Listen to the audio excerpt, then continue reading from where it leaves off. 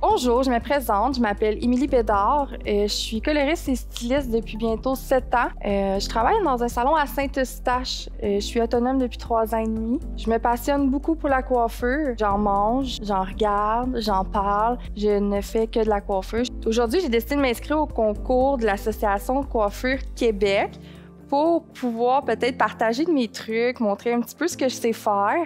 Puis évidemment, pour avoir du plaisir, prendre l'expérience. Moi, j'ai toujours eu envie de faire des shows, fait que c'est vraiment une belle occasion de se présenter. Qu'est-ce que j'ai prévu de faire? Ça va être un style de butterfly cut, mais ça mélange un peu une partie du shag. J'ai décidé de vous présenter premièrement ici Sophie, qui est ma marotte que j'ai faite en premier. Je vais utiliser exactement les mêmes lignes de coupe que j'ai utilisées sur Sophie, mais sur Valérie, qui est ma modèle vivante ici, qui s'est gentiment proposé pour venir avec moi aujourd'hui. C'est sûr qu'elle étant plus courte, je vais y avoir fait une nuque un petit peu plus concave que ce que je vais faire à Valérie. Puis ça vous donne l'occasion aussi en même temps de voir la différence entre une même coupe sur un cheveu mi-long blond que sur un cheveu court et rousse. Je mets toujours du démêlant. Donc, je commence par démêler les cheveux de ma cliente. Vraiment choisir la brosse qui est le mieux adaptée au type de cheveux de ta cliente. On va commencer par tes séparations. Toi, ta séparation, tu l'as fait où, Valérie? OK. Un peu mal déjà fait. OK. Fait que pour ma première séparation, en fait, là, ce que je fais, c'est que je me sers du point le plus haut de la tête, ici, l'apex. C'est là où ma première séparation va commencer. Comme autre point de repère, je vais prendre son arcade sourcilière. Fait que je pars d'ici, puis je me rends jusqu'à l'apex pour créer comme une pointe de pizza. Fait que ça, c'est vraiment ma section numéro 1 parce que c'est aussi la section qui va me servir de guide pour ma longueur. Pour mes autres séparations, ce que je fais, c'est que ça va être toujours de l'apex. Je vais me fier à l'oreille. Fait que ça, c'est une section qui varie un petit peu. Plus que je veux que le dégradé en avant soit prononcé puis qu'il soit gros, bien là, je vais élargir ma section un petit peu. Là, ici, moi, je trouve que ma section de base, là, comme dans le milieu de l'oreille, ça convient normalement vraiment bien à tout le monde. On va l'attacher. En arrière, facile, facile, on sépare la tête en deux dans le milieu. Qui va aussi être reséparé à la hauteur de l'occipital, en arrière de la tête, en arrière des oreilles. Fait que toujours des sections fines. Ici, on va couper en massif, donc ça va être pleine longueur. Valérie, elle veut pas enlever beaucoup de longueur dans ses cheveux. Que j'enlèverai vraiment pas grand-chose en arrière, en fait. Là, ça va être juste pour dire que ma pointe est nettoyée. C'est en avant où est-ce que le changement va être. Notre première section ici, on va jamais s'en servir comme guide. Tout le tour du périmètre de la tête, les clientes ont toutes une section de cheveux qui sont plus fins, qui sont plus fragiles. Donc ici, ça sera pas mon guide, mais je vais quand même aller chatouiller. Je vais quand même nettoyer cette section-là. Mais comme vous voyez, regardez, là, ma mèche d'après, elle a à peu près ça de plus longue que celle que je viens de faire. Fait que toujours massive, je garde un angle de tombant naturel, puis je coupe à peine la pointe.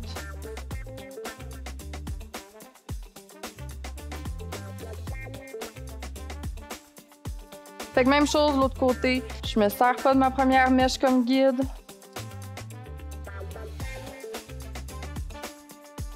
L'autre côté, je fais exactement la même chose. On va vérifier souvent pendant notre coupe que nos longueurs sont égales. On va pas attendre à la fin, pour vérifier.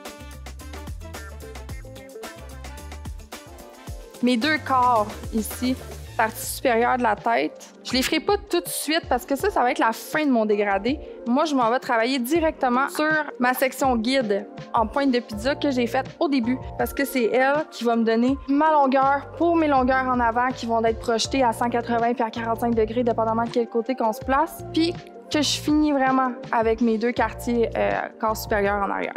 Là, je vois qu'elle a déjà des mèches qui sont quand même assez courtes ici, qui dépassent un petit peu de son nez. Fait que je partirais de là pour créer mon effet papillon. Je vais pas trop surélever, puis je vais pas trop mettre de tension. Fait qu'à partir de là, toujours mon tombant naturel. Ça, c'est un 180 degrés. Je veux pas une ligne de coupe qui va être franche non plus. Sur mon plan de coupe, quand on voit ma modèle de face, je le montre que mes mèches s'en vont comme ça. Fait que c'est pour ça qu'ici, je surdirige comme ça, puis que là, je surdirige comme ça aussi. Je me place généralement face à ma cliente pour faire ça.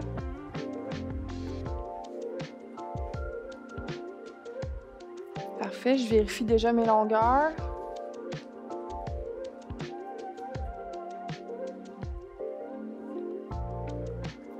Comme ma première mèche est en tombant naturel comme ça, ma deuxième va monter. On va monter tranquillement jusqu'à ce que je sois rendue à mon point le plus haut de la tête. Donc, je me place encore devant ma cliente. Je redirige encore avec le ciseau, le point de cutting. Même chose ici, mais je redirige l'autre côté.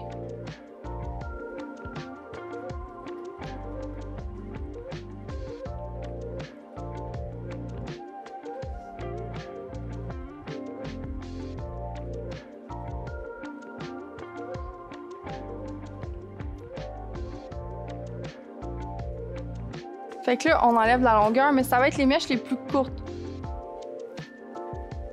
On n'oublie pas qu'on surdirige à chaque fois, on continue de monter. On n'oublie pas de l'envoyer quand même de l'autre côté. À partir de là, le guide il est quand même très clair.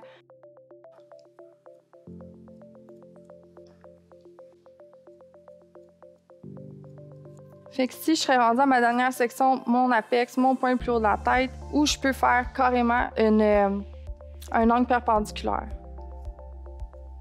Ce côté-là, ici. Donc, comme mon guide du visage est déjà bien fait, je vais faire des petites sections. Par contre, ici, mes sections sont droites. On change encore notre angle. Ici, on s'en vient comme ça. Puis encore vers le visage, comme ça ici. Là, je vais utiliser le slice cutting. Je pars de mon guide, puis j'enlève ce qui dépasse. Fait que ça va me donner un bon dégradé en avant, qu'on va garder la même longueur en arrière. Puis à partir de là, déjà, je suis rendue en arrière de l'oreille. J'ai presque plus de longueur à enlever.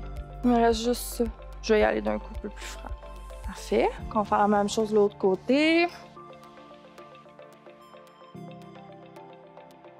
Ici, on voit une coupure. C'est exactement ce que je veux enlever avec mon slice cutting. Bon, si je vois que c'est plus difficile en slice cutting, je peux m'aider aussi.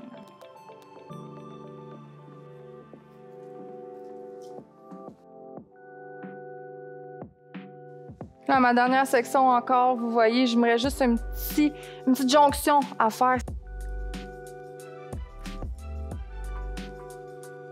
Moi, j'ai cette tendance-là de toujours faire mon deuxième côté un petit peu plus long que le premier. Fait que comme de fait, je dois raccourcir un petit peu ici. Et là, ça me semble égal. Je viens chercher ma première section en arrière, puis je viens la rejoindre avec ma section d'en avant. Je n'ai pas rien enlevé, là. De l'autre côté, il y a une petite affaire ici. Il nous reste nos deux sections du corps supérieur arrière de la tête à faire. Je veux garder un maximum de longueur en arrière. Je veux garder de la masse en arrière. Je vais rapporter tous mes cheveux, encore une fois, au point le plus haut de la tête. J'ai déjà un guide pour faire des séparations qui sont toujours en diagonale, puis je lève jusque dessus la tête.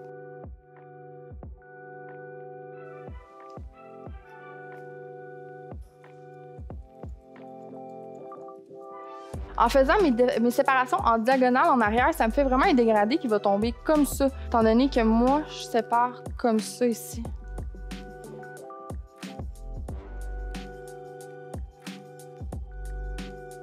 Là, on a une très belle ligne de coupe.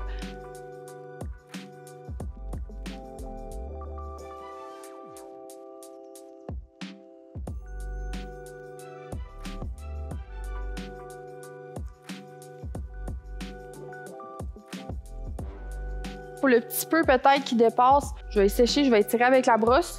Puis après ça, quand ils vont être secs, ça va être encore plus facile d'aller rapidement voir s'il y a une mèche qui reste, qui est un petit peu plus longue. J'ai amené un accélérateur de séchage, une mousse volume, incluant un petit peu de tenue dedans. Quand je fais ma mise en pli, toujours 3 sections. 2 en avant, 1 en arrière. J'aime ça commencer par en avant parce que mes clientes souvent ont hâte de voir leur couleur.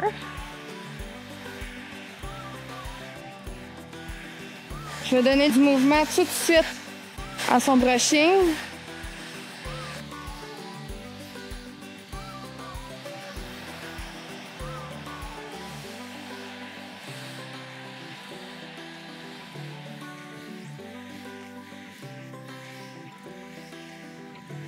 On veut faire attention à nos articulations. Le coude ne devrait jamais monter trop haut. Et en séchant, j'ai vu une mèche ici. Je dis, elle, je sais que je vais y retourner, mais je prends des notes pendant ce temps-là.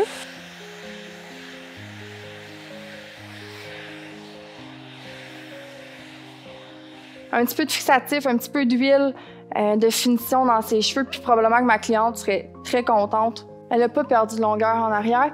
Mon dégradé est beaucoup plus subtil aussi. Je vais faire mon petit ajustement de coupe. J'ai vu ici, là, tantôt. Regardez. Je vais juste retravailler un petit peu ma jonction à cet endroit-là. Ça, c'est correct. Moi, j'aime bien aussi faire un petit peu de point cutting dans mon toupette en avant. OK. Puis là, ça, c'était la section où tantôt, j'allais revérifier. À partir du moment où ça allait être 100% sec. Et voilà. J'avais effectivement un petit cheveu ici qui dépassait. Fait que c'est la raison pourquoi est-ce qu'on vérifie notre travail. Après ça, parce qu'elle a une belle épaisseur puis qu'on peut se le permettre, je vais aller faire du deep cutting. Puis, de l'autre côté aussi. C'est déjà correct. Mais je vais aller rajouter mon deep cutting que j'ai fait dans l'autre section. Parce que si on le fait d'un côté, on le fait de l'autre côté. Que ça soit égal. Donc, on va friser. J'utilise un fixatif qui est aussi muni d'une protection chaleur. Je fais généralement de 3 à 5 sections. Je vais aller chercher une grosse boucle, un peu comme une grosse vague lousse. C'est sûr que je pourrais utiliser lui aussi. Avec la pince, c'est lui que je me suis servi pour Sophie, qui avait les cheveux plus courts, parce que c'était plus facile de tenir sa mèche comme ça, puis que je voulais créer un effet plus droit, vraiment plus une boucle qui descend par en bas. Je prends quand même des grosses sections, je veux des grosses boucles. Mes sections vont être pratiquement toujours égales aussi. Je vais garder des sections en rangée pour toute ma tête. Si je fais des sections en carré, je vais garder des sections carrées pour toute la tête. Là, je suis plutôt en carré.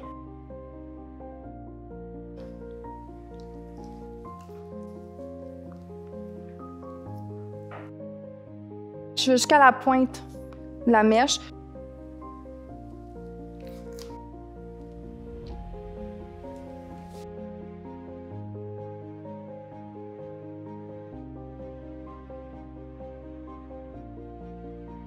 Je voulais vous remercier à tous ceux qui ont pris le temps de regarder mon vidéo.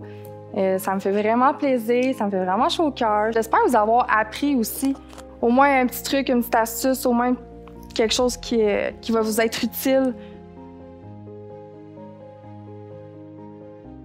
Donc, fixatif, encore de l'huile. On veut que ça shine. Puis on termine avec le gros peigne. Il faut aller chercher notre grosse ondulation.